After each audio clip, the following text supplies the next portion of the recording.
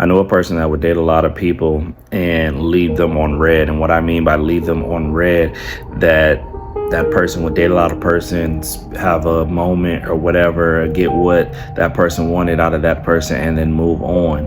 And the people that they were attached to had this theology that there was something there. I actually knew a person that strung this person along through states and through years of that person's life with the mindset of they could be together while simultaneously having their fun with multiple people. The other person on the end of that spectrum had this mindset that they were building something with someone, and if they were to go through all these hoops and tasks or whatever, that eventually that person would build a life, probably marriage. And the other person was just like, oh, because you are allowing me to string you on, I'm just going to keep doing it. I say that to say that you may be entertaining someone that has a whole nother life doing other things and having addictions that you may not even know about.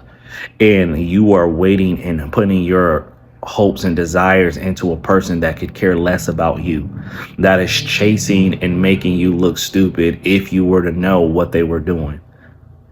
You may very well be thinking in your mindset that this person is yours and that person is for the streets in more ways than you could ever. That person has no intention. That person is broken in ways that you can't fix, and that is not your responsibility. You're holding on to a dream. You're holding on to fictition. You're holding on to idolization.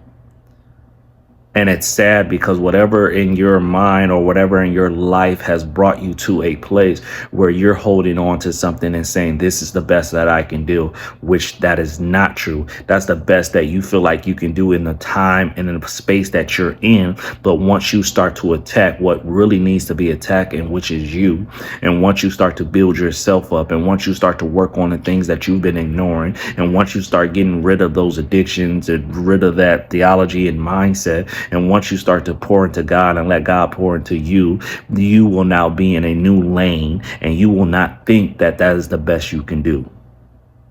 That was the best you could do at that time.